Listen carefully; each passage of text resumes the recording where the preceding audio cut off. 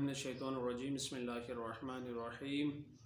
الحمدللہ رب العالمین والعاقبۃ للمتقین والصلاۃ والسلام علی اشرف الانبیاء والمرسلین وعلی آلہ الطیبین الطاہرین اما بعد فقد قال اللہ تبارک و تعالی فی کتابہ المجید بسم اللہ الرحمن الرحیم یا ایھا الذین آمنوا کتب علیکم الصیام کما کتب علی الذین من قبلکم لعلکم تتقون صدق اللہ العلی العظیم۔ ماہ سیام کا سلسلہ درس نمبر 8 لے کر آپ کی خدمت میں حاضر ہوا ہوں۔ کل کے درس میں ہم نے روزے کے دوران مکروہ امور کون کون سے ہیں اس کے اوپر بحث کی، تفصیلات آپ تک پہنچائیں، اور کل ہی میں نے آپ سے وعدہ کیا تھا کہ آج کے درس میں ہم کفارے کے حوالے سے بات کریں گے کہ اگر کوئی شخص عمداً روزہ توڑ دیتا ہے، کوئی شرعی عذر نہیں، کوئی بہانہ نہیں، تو اس کا کفارہ کیا ہوگا؟ تو آپ فرماتے ہیں وَأَمَّا الْكَفَارَةُ کفارہ فَهِيَ عِتْقُ رَقَبَةٍ، یہ کسی غلام کو آزاد کر دینا ہے، او صیام شہرین متتابعین، یا 2 مہینے مسلسل روزے رکھنا ہے، وفی الصیام لو افطر متعمدا بلا عذر وجب الاستئناف، اور اگر بندہ روزہ توڑنے والا بندہ کفارے میں مسلسل 2 مہینے روزہ رکھتا ہے تو درمیان میں اگر اس نے جان بوجھ کر کسی شرعی عذر کے بغیر کوئی ایک روزہ بھی توڑ لیا تو اس صورت میں پھر اس کو نئے سرے سے، یعنی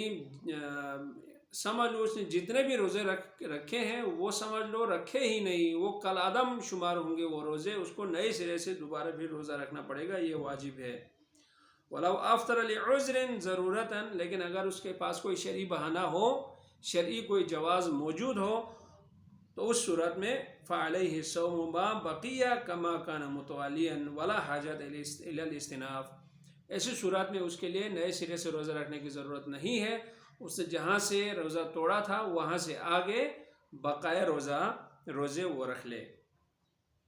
او اطعام 60 مسکینا، یا جو تیسری صورت ہے کفارے کی،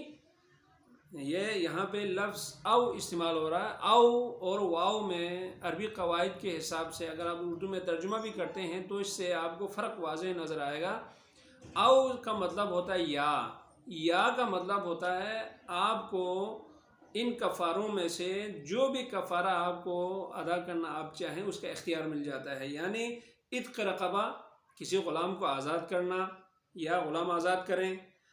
یا صیام شہرین متتابعین، مسلسل 2 مہینے روزہ رکھیں، یا او اطعام 60 مسکینا، کسی 60 مسکین کو یا ایک مسکین کو 60 دفعہ آپ نے کھانا کھلانا ہے۔ یہ او کا استعمال یہاں پہ ہوا ہے، اس کا مطلب یہ ہے ان تینوں میں سے کسی کے پر بھی آپ عمل کریں، یہ آپ کی مرضی ہے۔ کل مسکین بمد من الطعام، ہر مسکین کے لیے ایک مد کے حساب سے کھانا ہو۔ ایک مد کا مطلب شرعی اصطلاحات کی تفصیل میں جانے کے بجائے ایک آدمی کے لیے جتنا نارمل آدمی کے لیے، درمیانہ کھانے والے آدمی کے لیے جتنا کھانا چاہیے ہوتا ہے اتنا ہی اس کے لیے مد کے طور پہ 60 مسکینوں کو یا 60 دفعہ، یعنی ایک آدمی کو آپ 60 دفعہ دے دیں یہ بھی آپ کی مرضی، 60 آدمی کو ایک ساتھ ایک دفعہ کھانا دے دیں وہ بھی آپ کی مرضی، 30 مسکینوں کو 2 دفعہ 2 ٹائم کے کھانا دے دیں وہ آپ کی مرضی، یعنی 60 دفعہ اس کے لیے کھانا دینا یہ واجب ہے۔ کتنا دینا؟ ایک مد۔ مد کا مطلب ایک درمیانہ آدمی کے لیے پیٹ بھرنے کے لیے جتنی مقدار کھانے کی چاہیے وہی مد کہلائے گا۔ تو اس صورت میں فَيَنبَغِي أَن يُرَاعِيَ الْأَزْيَدَ فِي الْمُدِّ، تو ایسی صورت میں جب آپ مد دینے لگ جائیں تو اس دوران آپ کو زیادہ دینے کو زیادہ ترجیح دینی چاہیے۔ اس کی وجہ یہ ہے کہ اگر آپ مد دیتے ہوئے اگر خدا نخواستہ کوئی کم ہو جائے مد میں، یعنی مد کے حساب سے فرض کر لیتے ہیں اگر موجودہ زمانے میں اگر 125 روپے 125 روپے اگر ہم کسی کھانے کی قیمت لگا دیں، وہ ہو سکتے کم ہو، تو مجتہد فرماتے ہیں آپ اس معاملے میں تھوڑا زیادہ دینے کو ترجیح دیں، اللہ یفوت ما شرعہ الشارع، تاکہ شریعت نے یا شارع مقدس علیہ الصلوۃ والسلام نے جو تعداد مقرر کی ہے، جو مقدار مقرر کی ہے، اس میں کمی واقع نہ ہو۔ وَلَوْ صَارَ زَائِدًا كَانَ الْبِرُّ صَائِدًا، اور اگر آپ نے جو اضافہ جو دیا ہے، زیادہ دینے کی جو آپ نے کوشش کی، اس میں اگر واقعی اضافہ ہو تو آپ کی نیکی میں، آپ کے ثواب میں اضافہ ہوگا، آپ کو اس کا کوئی نقصان نہیں ہوگا۔ اس لیے مد دیتے وقت، یعنی روزہ آپ نے عمدن توڑا ہے، اس کی جگہ آپ مد دینے لگے ہیں، 60 مسکینوں کو کھانا دینے لگے ہیں، ایسی صورت میں جب آپ کھانا دے دیں تو زیادہ دینے کو ترجیح دیں، کوشش کریں کہ جس مقدار کا مد کے جو مقدار آپ سمجھ رہے ہیں، اسے تھوڑی آپ مقدار زیادہ رکھیں، تاکہ اگر خدا نخواستہ اس مد کی مقدار طے کرنے میں آپ سے کوئی غلطی ہو گئی ہو، کوئی خامی اگر رہ گئی ہو تو وہ پورا ہو، وہ خامی جو ہے اس کو پورا کیا جا سکے۔ لیکن اگر کوئی آپ کے اپنے حساب سے زیادہ دینے کے باوجود، یعنی وہ واقعی میں آپ کی طرف سے کوئی زیادہ مد میں کھانا زیادہ چلا گیا، تو وہ آپ کی طرف سے صدقہ ہی شمار ہوگا، آپ کو اس کا ثواب ملے گا۔ تو یہ کفارہ، اگر کوئی بندہ جان بوجھ کے روزہ توڑتا ہے تو اس کے پاس 3 راستے ہیں کفارہ ادا کرنے کے۔ ایک تو یا وہ غلام آزاد کر دے، وہ اس زمانے میں غلام آزاد کرنے والی کہانی ہی نہیں ہے، اور یا وہ مسلسل 2 مہینے روزہ رکھے، یا وہ 60 مسکینوں کو کھانا کھلائے۔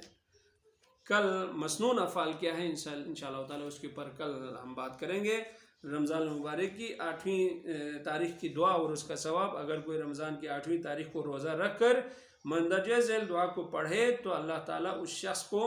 پیغمبروں اور اولیاء کرام کا ثواب عطا فرماتا ہے۔ دعا یہ ہے: اعوذ باللہ من الشیطان الرجیم، بسم اللہ الرحمن الرحیم، اللہم ارزقنی فیہ رحمت الایتام و اطعام الطعام و افشاء السلام، وارزقنی فیہ صحبت الکرام وجنبنی فیہ مصاحبت اللئام، بطولک یا اجل العاجلین برحمتک یا ارحم الراحمین۔ برسرور کائنات صلوات اللہم صلی علی محمد و آل محمد۔ پروردگار، اس ماہ مبارک میں یتیموں پر رحم کرنے، کھانا کھلانے اور سلام کرنے کی مجھے توفیق عطا فرما۔ بڑے اور نیک لوگوں کی اس ماہ میں مجھے صحبت نصیب فرما، اور مجھے اپنی طاقت سے برے اور کنجوس لوگوں کی ہم نشینی سے بچائے رکھ۔ اے حاجت مندوں کی حاجت پوری کرنے والے، اے سب سے زیادہ رحم والے، تیری رحمت کا واسطہ۔ اللہم صلی علی محمد و آل محمد۔